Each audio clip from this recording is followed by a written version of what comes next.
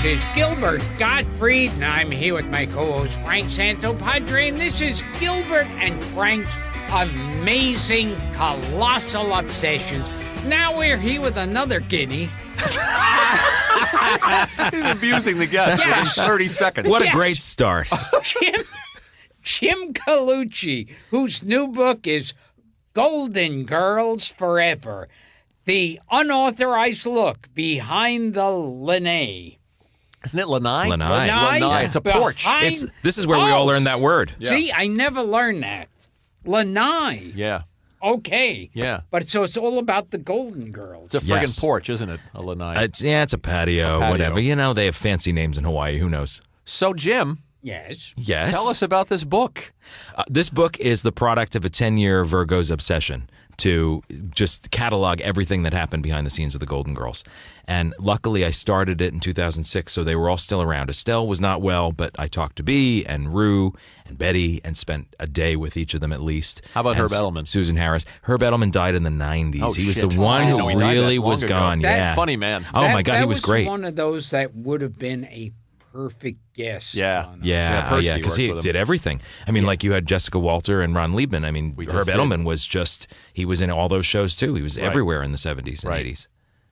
Now you have some Bea Arthur stories. I like that we're going to start you know, with that. Let's go. I've been told to ask This you. show has no structure Yeah, so whatsoever. that's okay. I like that. As you can see. Well, you know, the Bea Arthur story I would tell, it'd be the one about spending the day with her. You know, there are other Bea Arthur stories about her love of salty language and sometimes That's the at whom ones. it would be I'm directed. sure Gil can fill those in. Yes, Yeah, somehow I think I can take hearing a dirty I think not you can sure. too. I Yeah. think I've seen a little joke you've told called The Aristocrats. I think I've heard some words in there that Something. Yeah. No, the story that you're talking about is that, and I'm not revealing anything because Rue McClanahan told this on stage at Bea's memorial service at the Majestic Theater on Broadway back in 2010. Let it rip. And I had actually heard Rue tell this because Rue was on the show called Sordid Lives on Logo that Del Shores created. And when that show was looking like it was not going to come back for another season, they started to do this kind of comedy club tour around the country where ticket prices, I guess, would kind of be like a crowdfunding. And so Rue would come out and do what she called sit-down comedy because at that point she was in her mid-70s and she's like, fuck it, I'm going to sit and I'm going to tell my stories. So Rue told this story then, and then she told it on the stage at Bea's memorial. And I can't imagine Betty loves it, but this is the story. That when Bea Arthur did her one-woman show on Broadway, Rue, who lived in New York with her husband Morrow, had gone to the opening night. And they were at the opening night party, and they were about to say their goodbyes at the end of the party. And Morrow came up behind Bea and put his hand on her shoulder and kind of tapped her. And she looked over her shoulder, and he didn't think she could completely see who he was. And plus, it was out of context, so he wanted to reintroduce himself.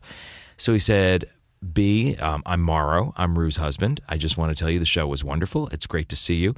And she put her hand on his really lovingly and said, oh, Morrow, it's so great to see you, and I love Rue. But Betty White is a cunt. Out of nowhere, 20-something years after she last worked with Betty. Right, or like 20 years she's hanging on to that. Well, I guess 17 years since she last worked with Betty. She was hanging on to that one. And, you know, Betty has come out about Bea not liking her, and that was always this story that people talked about behind the scenes about, you know, was there a problem? And that was, if ever there was a problem, it was that Estelle couldn't remember lines and they were all frustrated at having to stay late and have her do her lines and again. she had stage fright, too. She had terrible stage fright. Yeah. And then the other thing was that Bea not liking Betty. And Betty came out about it, said it, I think it was on Larry King, said, it's She said true, it on she the didn't like Bayard me. show She when said I it, was- yeah. when I was so, working there. so, you know, she's honest about it. And she says she didn't feel that way about Bea. She respected her talent, and I believe her. You know, Bea found Betty's sweet-natured Little Mary Sunshine thing to be an act, to be phony. I don't think it is. I think it's who Betty is. Wow. But Betty also has that strength underneath. You don't get to be 94 in this business and still keep working if you don't have balls. And I think that Bea couldn't parse the dichotomy. She couldn't figure out how you could be so strong and so sweet at the same time. And so I think she thought she was full of shit. But, I mean, that it's unfortunate because they had great talent and they worked well together. And you don't hear anybody else say a negative word about Betty White. You never hear that. Anywhere. You know, do you ever hear anybody else say Betty White is a cunt? It's a joke. Other than Bea, yes. Right, it's a joke that you would. But Bea was a Marine. She was Oh, tough. I know, and Yeah. that was something she didn't. She that was came out tough. after her death that nobody talked about. Yeah. I mean, there's photographic evidence of her in uniform. It's Seen amazing. the pictures. Yeah. I remember I once met Betty White at some event, and we ran into each other. We're looking at each other, and she goes, "Hello, Gilbert." Oh, Bea. Bea. You said Oh, Betty Bea. White. I'm Yeah. sorry. Bea Arthur. Yeah, we were. There was a showbiz event, and backstage somewhere, I run in face to face with Bea Arthur, and she goes, "Hello, Gilbert," and I go, "Hello, Bea," and she goes, "So, hey, what are you working on now?" And I tell her, and she tells me what she's working. And she goes, "Still living in the same area?" And I thought, we never knew each other, but I said, "Yeah." And then with this like quiet, uncomfortable few seconds of silence, and she looks at me and she goes, "Do we know each other, or do we just know each other from television?" And I said, "I think from television." And she just turned around and walked away. I like how that was the end of the conversation, not the beginning. That's it. Just left. Well, I wonder if that was at the Friars Club roast for Jerry Stiller, because I remember that's where Jeff Ross said that line about her, that she hated that. If you remember, Oh, I wouldn't. Sandra Bernhard had gone on and she had Memorable. sang and danced to Magic Man. I don't even know if it made the telecast. They may have cut it because it didn't go well. And then afterward, Jeff got up and said, and Bea was there, sitting there on the dais, only half paying attention, that, "Oh, how about that Sandra Bernhard? I wouldn't fuck her with Bea Arthur's dick." And Bea did her classic, withering double look. take and her classic look. But afterward, I know she was not pleased about that. Well, Jeff's told that story on this show, actually, and I think that he bought her flowers, and Good. he spent months and months making it up to her. And I think finally they forged something of a friendship. And I think she It's a was tough bird. half flattered and half It's a insulted. roast. You know, Yeah. it's a roast. It's attention. Actors like attention. Right. But she was always very vulnerable and very upset about people making fun of her appearance, and that was a problem on the Golden Girls too. That's one of the reasons she threatened to quit all the time, because they would make fun of Dorothy. And the thing is, if you called Rose stupid, Betty White is anything but stupid and knows it. Rue McClanahan is not necessarily a slut. Estelle is not necessarily 80-something years old. Right. She's in her 60s. But when you call an actress ugly, when you carry a character ugly, Yes. there's no way to divorce yourself from that's that. rough. And so Bea was really sick of it. And it's funny because in the book, one of the writers who started on the show in season 4, Richard Vaxey, tells the story about how he and his writing partner, Tracy Gamble, got this big job on the Golden Girls, and they were so excited. And their first script goes to table read, and they're waiting to get their big laughs. And sometime in between, of course, when you're the junior writers on a show, between you turning in your draft of your script and it going to table read, it can be rewritten by anybody above you on that show. And some of the showrunners had slipped in a couple of Bea Arthur or Dorothy jokes in there. And so it goes to the table read, and they're reading through horrified, seeing this for the first time as Bea's about to do this scene. And there's one of the characters basically calls her, and it ended up being used later. I think it was either the one time they called her Buddy Ebsen, or the time they called her like Gabby Hayes. I forget which one it was. Which one is worse? Which is worse? And Bea burst out crying at the table read and got up and threatened to quit. She said, "I'm not coming back to this show." And these poor young writers were like, the showrunners told them basically, "Go to your rooms." And they went to their room and they're packing like, "Okay, well, that was great. There's a career." And they talked Bea off the ledge, and she didn't quit in season 4. She quit after season 7. Right. But, that shows that after that, they were like, "All right, we got to take this seriously. She is not good with the jokes." She was about her. sensitive. She was. People didn't know that about her. Interesting. It was always funny. I remember when I was growing up, there were always those parts where I wondered about the actors in it, where if it's supposed to be that the person's ugly. Yeah. Like Margaret Dumont. Oh, yes. Got the worst of Right, it. but she Yes. never apparently was in on the Right, joke. like So never I mean, understood what he was I always saying. wonder about the casting call for those roles. Oh, like when yes. the women that Al Bundy would make fun of on Married with Children, and they'd always be these big battle axes. Right. Yes. I always wondered, like, what did the casting call say? Like, must be obese, Totally preferably hideous, unattractive. totally unattractive, Yeah. and who like reads that and goes, "Oh, my lucky day, my big break." Yes. Do you remember an actress from the 70s and the 60s, Rita Shaw? Yes. R-E-T-A Shaw. Yes. She was, you'd know if you saw From her. Ghost She and was Mrs. built like Muir. a linebacker. Oh, yeah. And she always played a stern nanny. The Ghost and Mrs. Muir, the Ghost maid. and Mrs. Muir. She Yeah. was on the Oh, Ghost and okay. Mrs. Yeah. Muir. Yeah, and she was always in that part. Yes. Yeah. Pat Carroll would turn up in some of those Yeah, parts, but too. Pat Carroll, they were making her look that way. I mean, if you look at the Make Room Right. for Daddy repeats, she was young and blonde and pretty. Right. That's true. And Alice Ghostley, I guess. Oh and my Nancy God, Alice Walker, Ghostley. I'm just thinking about all the actresses that. I just got a flashback just because I was watching. Yeah. I was watching Fantasy Island, and there was that. I'm sorry. There were there were those episodes. I had forgotten about them until he showed them, where Christopher Hewitt. Yeah, oh, Mr. Belvedere. Yes. He was the guy, and there was no. Now. Yeah, I he was- replaced what? Montalban? Did he replace? No. Oh, he replaced. Hey. He replaced Hervé Villechaize. That's right. Right. Yeah. Now, was Hervé Villechaize already dead? No, I don't think so. He just left. I think Yeah. he just left in a contract dispute of some kind. Because he had a lot of other options. Yeah. He was really hot. Doing Lear. He was- Somebody said when he got the job, I think Hervé Villechaize didn't even have a phone at the time. And so they went to pick him up. And the driver said the section of L.A. he was in, he said he was like calling his boss and going, look, I don't want to get out of the car. And this If it's is safe where- enough for Hervé, it's safe enough for What you, did the Hervé driver. say at the Yeah. time, Gil? Yeah. I'm very safe. Very safe. You don't get mugged and raped and beaten. But we digress. Let's go back to the Golden Girls. So you never had any evidence of Betty White being a cunt? No. You know, I saw. Well, okay. Here's one thing that I think might be some evidence. I personally was at a taping in 1992 in the last season of the show, and Estelle kept screwing up her lines, as I have learned happened all the time. And Betty turned to the audience at one point after one of Estelle's flubs and did the drinking motion, like glug, glug, glug, in front of the audience and made a joke of it. And the audience laughed. And so Betty was clowning. And it was a way to, I think, keep the audience on your side after Estelle was going to make that mistake 10 times. But that kind of thing bothered Estelle. And Betty probably knew it because Estelle had probably said something. Because Estelle was so, when you have stage fright, the more people point it out, the worse it gets. Yes. And so, people could say that was Betty being mean. I don't think it was. I really think she was trying to keep the audience going, but Estelle didn't like it. Yeah.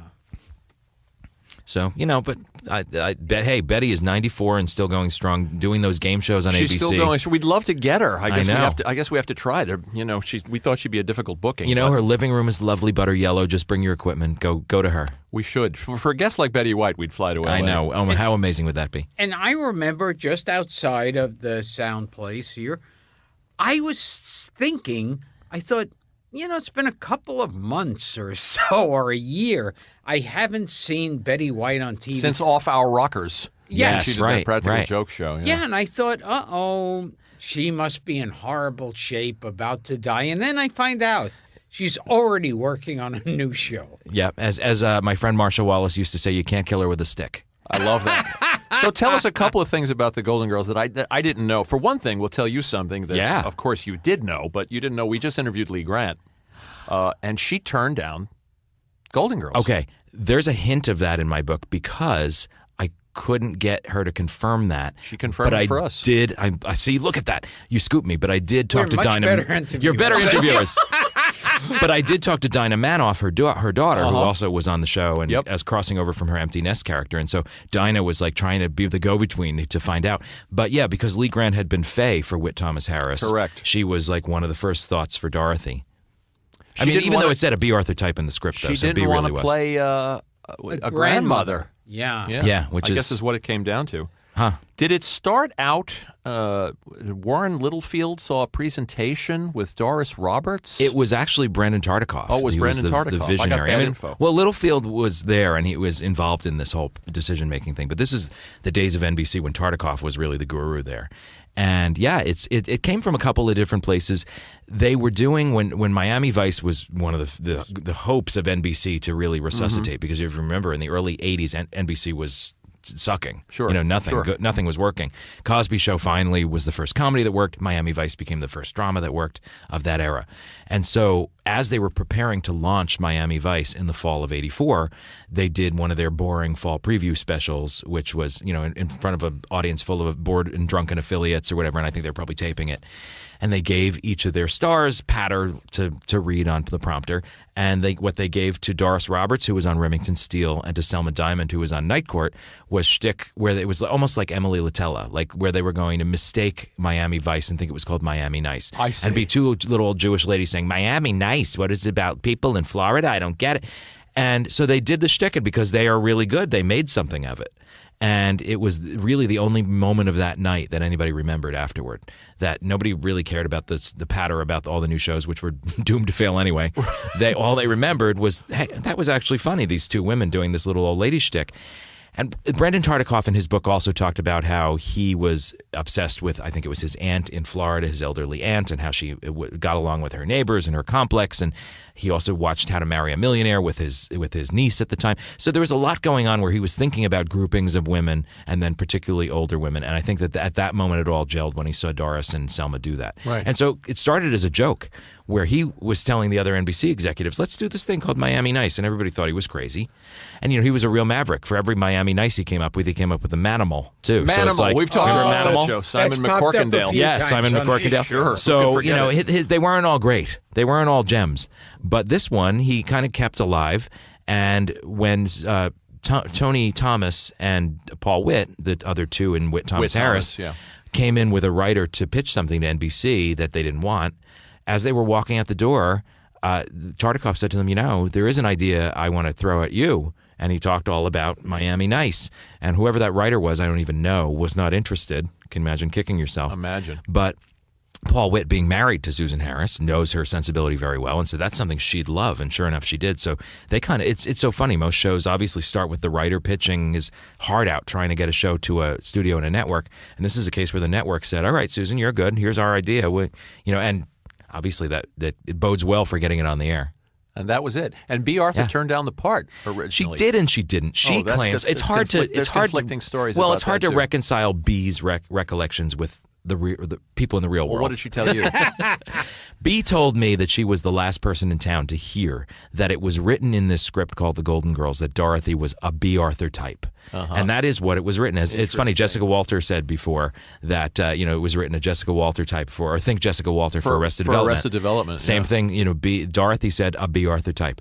So everybody else in town remembers that, and that originally they say B didn't want to do it. Now, maybe her agent said she didn't want to do it and she didn't know. I don't know.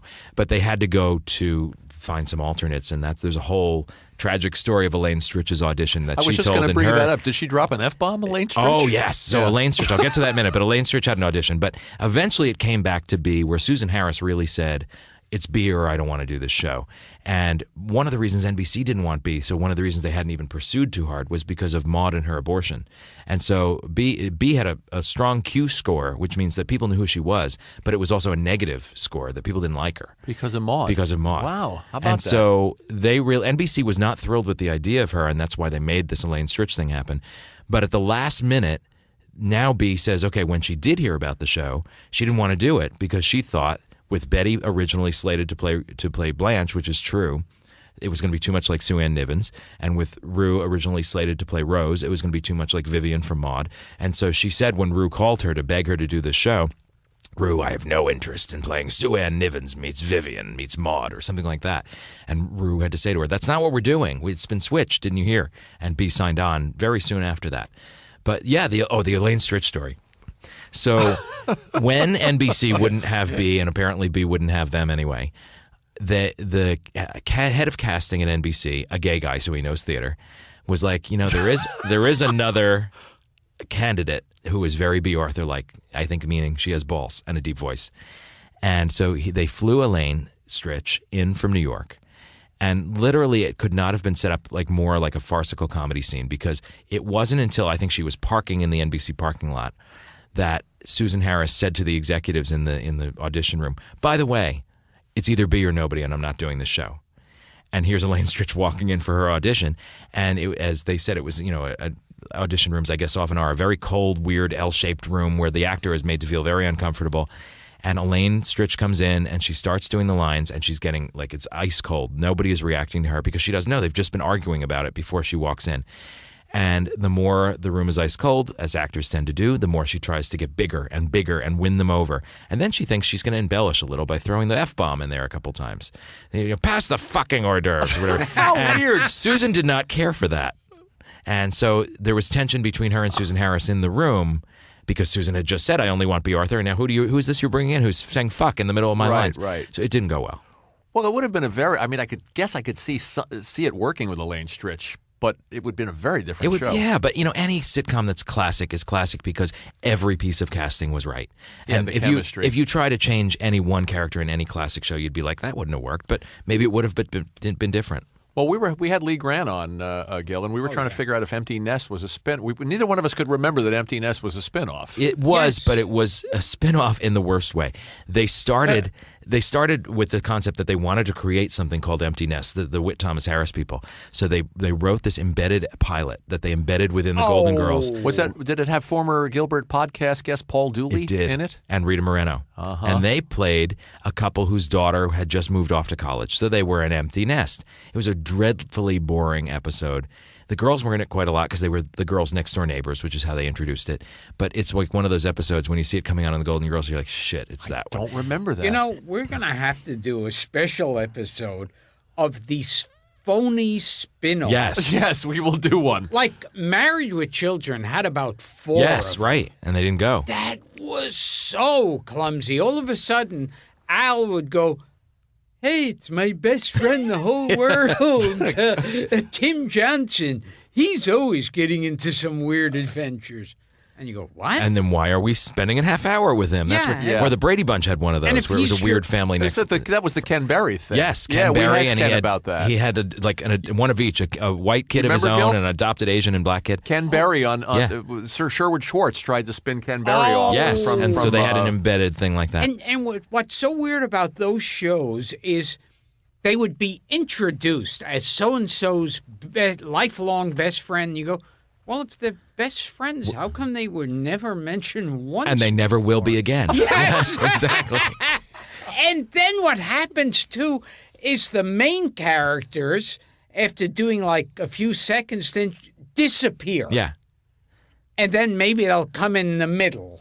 And they'll It's a just- light week for the main characters Yes. that week. They're cashing the check and going off to Cancun I mean, that in week. the 70s, I remember Maude was a character on All in the Family Right. before she. And Well, then that makes sense as a They would spinoff. do it a little more seamlessly. a Well, little more normally that's gracious- what happens. gracefully. Characters get spun off into their own situations, but sometimes they try to. It's a cheap way of doing an episode of your show. If you want to do a pilot, but you want it to be paid for by your existing show, you just do it as an embedded episode. So that way you can air it no matter what happens. It's just cheapness. Yeah, So- I remember on Married with Children, they had that one with Matt LeBlanc and yeah. Was that- what's his name? We were just talking about him. Was it Joe Bologna? Joe Bologna. Yes. As a father and son. Jesus, I haven't thought about that in 20 years. I saw that written The hell was the somewhere in name of like that a Matt thing? LeBlanc bio, and I forget what it was. And I then can't there remember was the name of that thing. another They were one Italian. they did. Yeah. They were a bunch of goombas. Oh, yeah, exactly. There was another one they did where Alan Thicke was the star. of it. Yeah. Yes. Just the 10 of us, I think. No, was that just the 10 of us? No, that I was think something just else. the 10 of us was the one with Bill Kirkenbauer. Yeah, you're right. Yeah. Yeah, I remember Alan What was Thicke, though. I what remember. was the Alan Thicke one? That, I don't know. Maybe they introduce it like Kelly is either going out with Alan Thicke or Alan a very Thicke. special And intergenerational Yeah. dating episode. and I don't know. And once again, they're introduced, and then the main characters just go off to China. Yeah. Well, that's what happened with this empty nest thing. I mean, so Paul Dooley and Rita Moreno, it's all about them and their missing daughter. And then because that didn't go, why did they love that title, Empty Nest? I'll never know. So when they introduced Richard Mulligan's character as a Right. neighbor, they spun him off kind of the more traditional way. I see. Called it Empty Nest still, but Empty Nest, it's like, what? His daughters are living with him. Right. How is it Doesn't an make any empty sense. nest With in the any possible immortal way? David Leisure. With David Leisure, who was in my both. God! Joe Isuzu. He was in both Right, pilots. He's that's the right. only continuity between the two That's Empty Nests. right. He was in the one with Rita Moreno and Paul Dooley too. What can you tell us about the theme song, which was first because we love pop music on Yeah, the show. yeah, yeah. We love one-hit wonders. Okay, Andrew and Gold, before poor it Andrew was Gold. the theme for Golden Girls, it was a one-hit wonder for a guy named Andrew Gold. Yeah, Thank you for being a friend. Oh, wow. Who came from a 70s. showbiz family. right. Yeah, Marnie He's Nixon, the right? son of Right, Marnie Nixon, who yeah. looped Audrey Hepburn in My Fair Lady. Yeah. And Yeah. didn't she also do She's West in Side Sound of- She Story? did Natalie and she's Wood in in Sound of West Side Music, Story. like physically in Sound of Correct. Music as well. Little good trivia. Yeah. The late Andrew Gold. The late Andrew Gold, he passed away young, you know, probably about the time that I was doing this research. He was one of the people I had on my list, and of course I thought I had some time to get to him. I didn't. Yeah, it was his hit in the 70s, and it wasn't a chart-topping hit, but it charted. And when they were looking for a theme song for this show, remember back in the days when sitcoms had theme songs so that they could actually spare a few seconds to have words and sing We've theme songs? talked about them, and the ones that used to tell the story. Exactly. Of the show. Now we don't have time for that. Right. We have to sell more commercials. But they were looking for a theme song, and really they had their heart set on "You Gotta Have Friends," the Bette Midler song, but they couldn't afford it. So they were like, all right, it was another like pitch session. Like, all right, what do we do now? And somebody thought of the Andrew Gold song. They brought in, the funny thing about this, they brought in the session singer, Cindy Fee, and she, as she tells it, you know, back in the day when there were more commercial jingles and when there were theme songs, if you were a session singer, you'd knock out 3 or 4 of these things in a day. You'd have an hour-long session booked here. You'd drive across town, do another one. She didn't think twice about this thing. She walks in, they hand her the word. She's like, oh, that's the Andrew Gold song. Thank you for being a friend. Okay. She improvised, you know, a couple of different licks at the end of it and whatever. Did it in 20 minutes. Really did it in one take, but they asked her to do it again just for safety. She did it twice, walked out. No thought about it, whatever. It's put her kids through college. People still come up to her on the street and they're like, can you sing that for her? I mean, she tours and she doesn't do it as part of her tour, but people are always asking her to.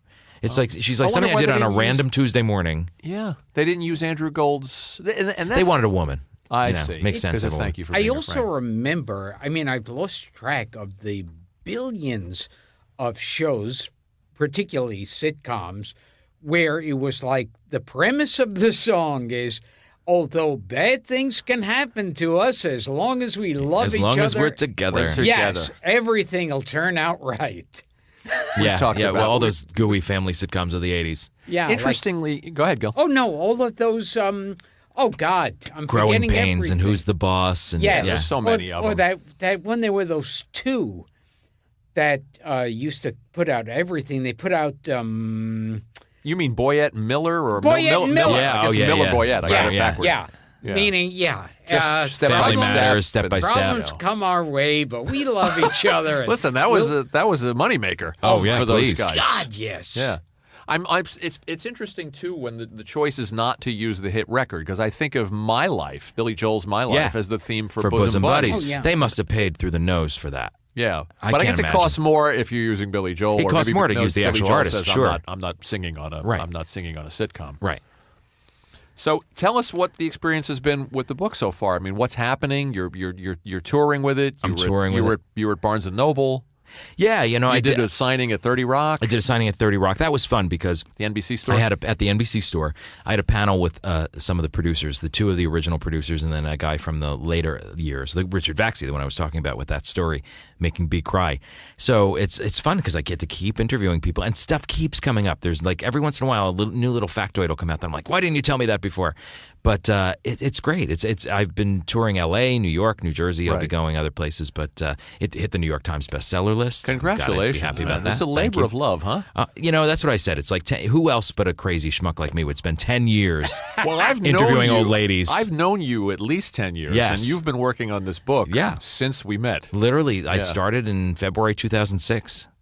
So just over 10 years this book took. Congratulations. And it's a great book, full color pictures, lots of great pictures. It's really it's a beautifully put together book. Thank you. I can't take credit for the look of it because I'm no designer, but there are visual treasures in there because I think this is probably true of a lot of great shows and people just don't save the stuff. I'm really lucky that a lot of the people who worked on the show just knew, maybe afterward, but they knew enough to just keep everything they could for someday somebody's going to want this. And so the costume designer who lives now in Oregon and she makes pots, but she has all her sketches on boards and stuff. And she gave me all like her original sketches for those crazy outfits that Dorothy and Blanche wore.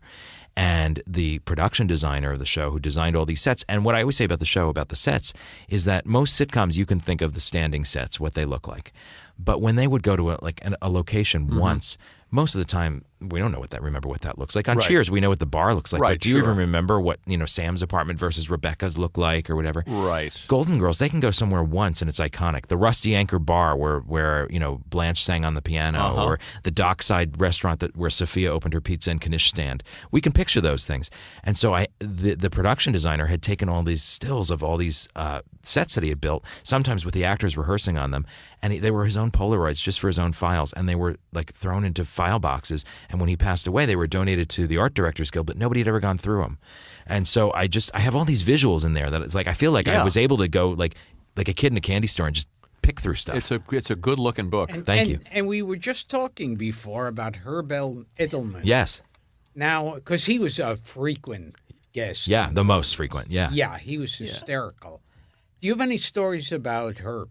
Well, everybody loved him, and he was really. I mean, as I said, the cast liked each other, but even the writers he was kind of like the Stan character. Not that he was a schlub, but he was a salt Murray of the the earth cop in the guy. Odd Couple yes, movie. yeah. He was a very down to earth guy. People Yeah. loved him. He was very chummy with the writers and stuff.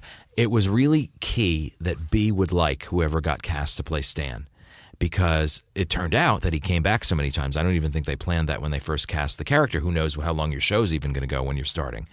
But they wanted somebody who could go head to head with B that she would like, and somebody who'd be tall, because B couldn't be the taller one. And so it narrowed down the list of men of a certain age who could do that kind of comedy, who B would like, and who would be tall. And they liked Bald. Bald was a good idea, too. So B Arthur, B had a hand in casting him. I mean, she had worked with him before. Yeah.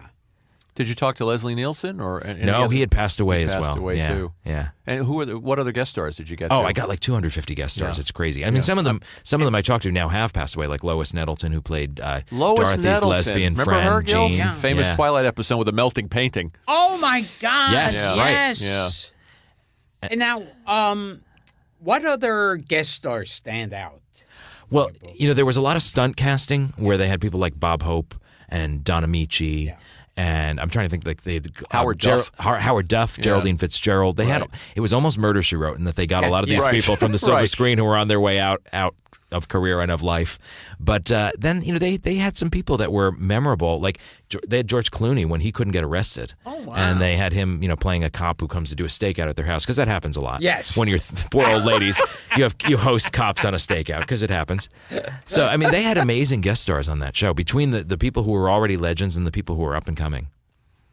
I got a quick Betty White story. Yeah. Which is where, just since we brought up Betty White, when were you at the Friars Club roast of Betty? Of Betty, no. When When Barbara was Wal- that? Do you remember? Oh my gosh, Gil, were you there? You must have been there. one? Barbara Walters was the roast master. So we're talking don't about think so. 7 years ago. Okay. And I wrote a joke for Joy, which was Betty White's vagina is so dry there are still Jews wandering in it. And she was such a sport about it. And then Joy went to her house and interviewed her later for the Behar show that she did for Current. And she said, Betty, can I bring back a joke? Betty didn't have any memory of the joke. And when Joy told the joke, it's on YouTube, you can see it. She laughed hysterically. I love that. There's that moment where you think, gee, I was cringing a little bit.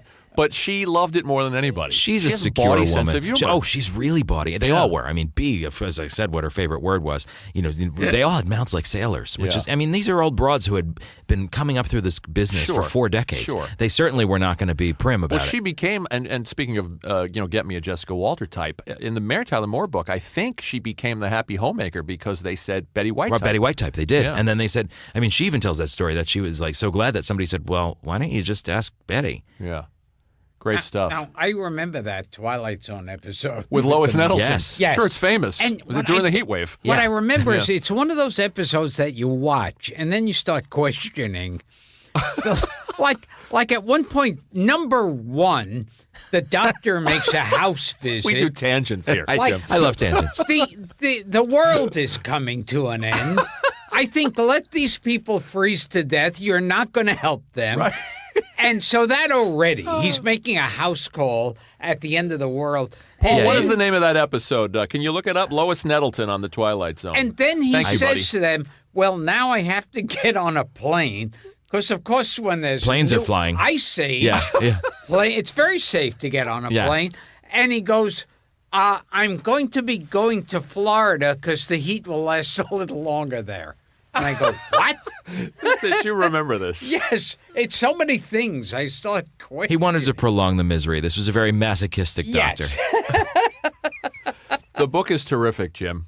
Thank you. Before we go, tell us that Gilbert would find this interesting. Oh, wait, here comes Paul, our researcher. Twilight Zone. What do you got, buddy? Twilight Zone, grab a it was mic. called The Midnight Sun. Yes, It was The 1961. Midnight Sun. With Lois Nettleton. show. Yes. And who else? We gotta dig Ann Serling up and do a Twilight Zone Yes, episode. oh, She's out there. absolutely. Wow. She's out there. Yeah, she tours. Rod Serling's daughter. Good stuff, Paul. The internet is too slow for our That's show. okay. Tell us real quick, because I'm going to Or take this out. maybe we can Okay, get so here we Forrest Whitaker from his version when he was the Rod Serling in one of Oh those. gosh. We Wow. should do an episode about all those Twilight Zones that were not connected with Rod Serling. Right. That would be sad. This Sad- cast is so ahead. obscure in this episode that most of them don't even have pictures on IMDb. Okay, That's Lois how bad it is. Nettleton. Lois Nettleton. Tom Reese was the intruder. The immortal. Jason Wingreen. Oh, Mr. Jason Jason Wingreen, Wingreen, he was who the died bartender recently. on Archie Bunker's Yes. place. Oh, The doctor died recently. was Yeah. William Keane. That Does doesn't ring do a bell? anything for No. me. I don't know. And that's about it. Come on, Betty we- Gard was Mrs. Who? Bronson. Betty Gard. I love a good Betty Gard vehicle. Tell us about Estelle Getty's death phobia, which I found very interesting. I didn't really know she had a death phobia, but she was freaked out. It makes sense. She was freaked out by episodes about death. That's what I mean. And they Yeah. thought that, I think this is true. She was really being respectful of the character and of situations. Like, there's the episode that one of my favorites where her son dies, but the off-screen son we'd never seen, the cross-dresser. And the way it was originally written, as you do on a comedy, you're making jokes about everything. They had Sophia and whatever other characters standing over the casket cracking jokes. And they did keep in that he was buried in a teddy. And they talk about, he looks so good in a teddy, whatever. But they had Estelle standing there, and she that was one of the moments where Estelle, who is not normally like this, but she called the producers and said, I really am having trouble with this. I don't know if I can do it. I can't imagine being a mother standing over her son's coffin and cracking jokes about it. Bizarre. And so, they were actually happy for that input. They were like, all right, you're right, good point. And they rewrote it, and it still worked, so. I want to tell you my B. Arthur story. Go but it's a long one. But That's okay. I told the Tell an abridged ruse version. B. Arthur story. Okay. We can trim the episode up. Okay. So when Frank is looking at me because he was waiting for the story. Frank DeCaro Frank is DeCaro.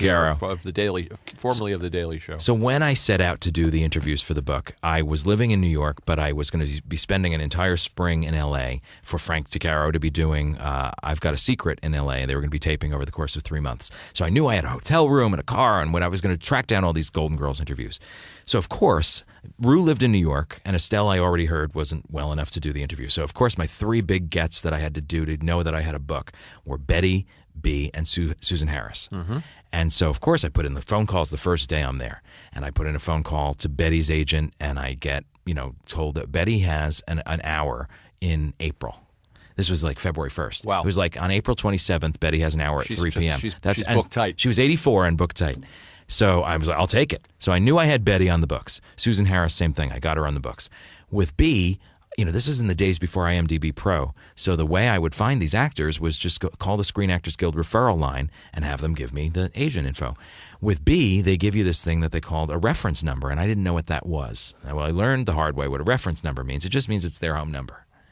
And so You called her home number. I call this number thinking I'm going to get an agent, and I get the answering machine. Hello, I can't come to the phone right now. And I start freaking out. Like, what am I going to say to this woman? And so I left a stammering message of, I'm B, my name is Jim, I'm doing a book on the Golden Girls. I have no idea what I said. She didn't call back. But, okay, I'm racing against the clock. I have to get this interview. So how many times can I call her before I'm stalking an old lady? And it's going to be a problem. So I keep calling B. And luckily, I'm driving down, I put her number in my phone, so I'm driving down Santa Monica Boulevard right after they passed the law that you can't use the handset while you're driving, and my phone rings and it says B. Arthur. And I'm like, holy shit. Wow. So I'm trying to drive in LA and talk, and she's saying to me, it wasn't a happy time in my life. I feel like I've talked about the Golden Girls enough. I really don't want to do this. I'm very sorry. It's nothing personal. But with all the no, for some reason, I don't know why this is, I always felt like there was a glimmer of yes in there. That maybe if I kept at it, and she was also a softie, which I could also tell. She felt bad about saying no. That's great. I could keep putting pressure on her.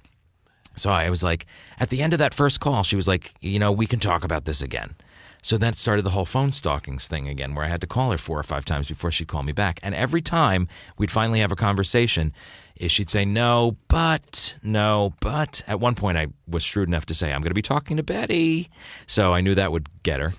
And, there was one moment where she called me back, and I was in the Beverly Hills Public Library because they had free Wi-Fi. And she calls, and I'm in the middle of this giant complex. I can't run outside. And so I take the call, and everybody's yelling at me, get off your fucking phone. This is a library. And I'm like, fuck you, it's B. Arthur. So I'm talking to her in full voice in the library.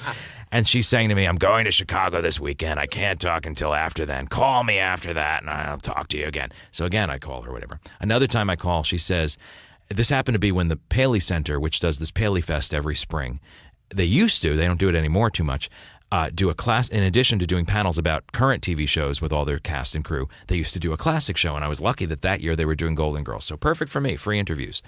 So she said to me, come to the Paley Center that night, come in the green room beforehand, meet me in person, and we'll talk. Well, I'd already met her a couple times through Frank, but whatever, I didn't have to tell her that. Yes, I'll come meet you in the green room. When I went that night to the green room, there's Betty, there's Rue, no B. And Betty is going around to everybody, like table to table, saying, B's doctor said, you are so sick, don't you dare get out of bed. And I was thinking to myself, even at the time, Betty's full of shit.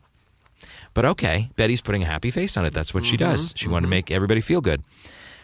So when I finally get B to agree to an interview, which was a miracle, I go to what I thought was going to be her house, and it turned out it was a rental house her kids had gotten for her because they were renovating her kitchen in Pacific Palisades. That house that just sold for like $19 million, that was the one they were renovating because B was a big cook, loved to entertain, had like a big couch in her kitchen for people to sit while she cooked. So it was in this rental house, and I show up, and she's in her trademark bare feet, and I set up in the living room with my recorder and my computer and stuff, and for the first hour, she's giving me like monosyllabic answers that are not helpful at all. What did you think of that? Yes. No. I don't remember. I'm thinking, oh my God, I took months to get in this woman's living room. I had to stalk her. And she did say over the course of the time that Maude was a happier time for her. If I were interviewing her about Maude, she'd have stories. But why did it have to be Golden Girls? At 3:45, you can hear her say on my recording, under her breath, Judge Judy's on in 15 minutes. Hilarious. And I was like, I ignored that because there's no way I'm going to leave your house so you can frickin' watch Judge Judy after all this is taken to get here. Then at about 10 minutes after 4, you can hear her say in the middle of an answer to something else, I guess I can miss Judge Judy for one day. So she did open up and eventually give me some stories, obviously, because they're in the book. And by the time we wrap, it's about 5 o'clock.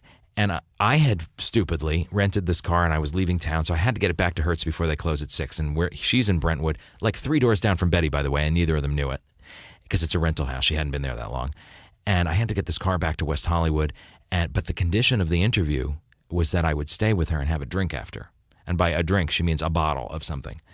And so I'm putting away my stuff, and I hear her in the kitchen going, yoo-hoo. And it didn't dawn on me until a couple times that she said it, that, oh, right, I'm the only person in the house. She doesn't remember my name. That's for me. I'm yoo-hoo.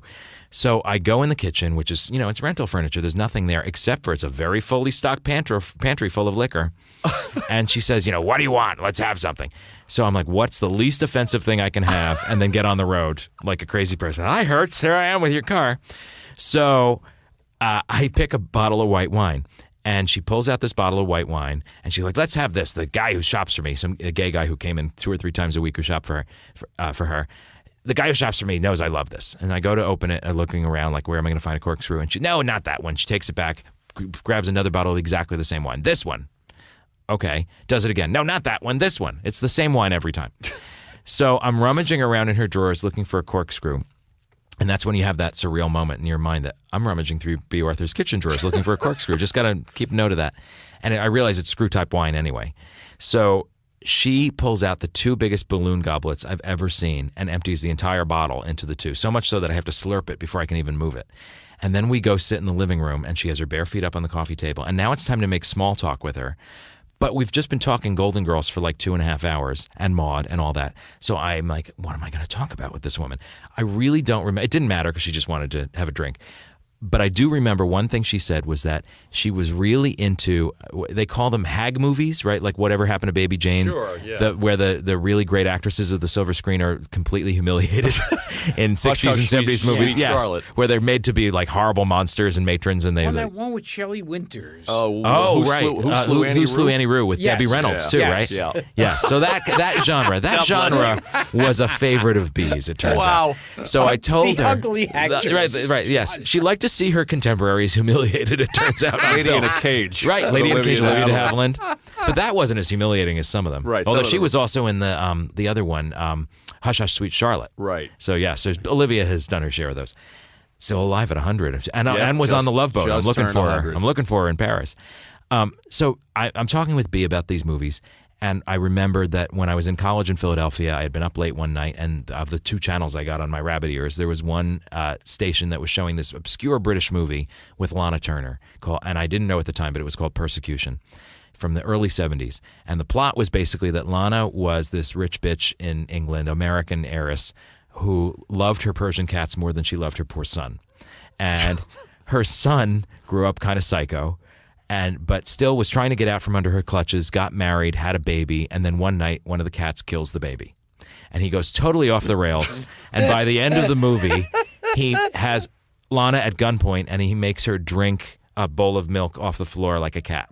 Oh. And the moment I said that sentence to Bea, she sat up and came to life, grabbed my arm and said, I must have that movie. You must get it for me. She loved camp. So she loved camp, and she loved the hag for movies. her. So I did actually have our friend Dennis Dermody, who was on my husband Frank's radio show on Sirius XM, is the king of those movies. And so the moment I started describing it to him, no one else has ever heard of this movie. I was like, Lana Turner, What's Saucer it of called? Milk. He goes, Persecution, 1974. Persecution. So he found me a VHS copy, which I sent to Bea, and I hope she watched. So then we're wrapping up. It's now like 10 to 6. There's no way I'm going to make it in time. I don't know what I'm going to do. And I thought, I'm going to test her on something, because now that we've gotten to know each other a little. So I said to her and looked at her out of the corner of my eye, Bea, I'm so sorry I didn't get to meet you that night at the Paley Center, but I heard you were so sick. And I look, and she's got this guilty look on her face like a little kid. I'm like, oh, well, that tells me everything I need to know. So I'm packing up and whatever, and I didn't do this with anybody else, including Betty, but I felt like I had broken through to her, because the thing about Bea that I learned that other people probably would have said is that, again, people thought the way to interact with her was to be mean with her and play rough, because she was imposing and she was Maude and she was tough. And the thing is, on the inside, she was anything but tough. She was so easily hurt. And so she had this guarded exterior, and only if you spend enough time with her did you really kind of get to see through that. And I felt like in that day, I finally did get to see through it. So I said to her, can I give you a hug? I gave her a hug, and she kind of melted a little. Like, it took her off guard, and then she kind of relaxed. And so we walked to the door, and she's standing in the doorway, perfectly framed, like it's a perfect shot. And I'm walking out, and she goes, I'm halfway down the lawn, and she calls back to me and goes, hey. And I look, and she goes, I wasn't sick that day either. And then looked off and slammed the door. So it was like a perfect day with Bea. I got the sass. And then of course I called Hertz and said, I was just with Bea Arthur. You have to let me return the car late, and they did. Just because you were with Bea Arthur. I'm like, I was like, I think I also said I've been drinking and I was with Bea Arthur. Like, it was the worst thing to say, but they were like, great, nice. We'll keep the doors open until 6:15. The book is called Golden Girls Forever, an unauthorized look behind the lanai. Jim Colucci. Thank you guys so much. Terrific book. Gil? Yes. And it was written by some guinea. Not some guinea. Not just any guinea. The guinea. Yes. Before we turned the mics on, I was referencing Colucci's department. Yes. Just for our listeners. Yes. James Coco. But spelled differently. They spelled it with an A. For the 6 people who remember Yes, that. that's right. And this has been Gilbert and Frank's Amazing Colossal Obsessions. Where can they get the book? Amazon, Barnes & Noble, your local bookstore. It's a great read. Fun. Thank you. Thanks for doing this, buddy. Thank you, guys. Here we go, boys.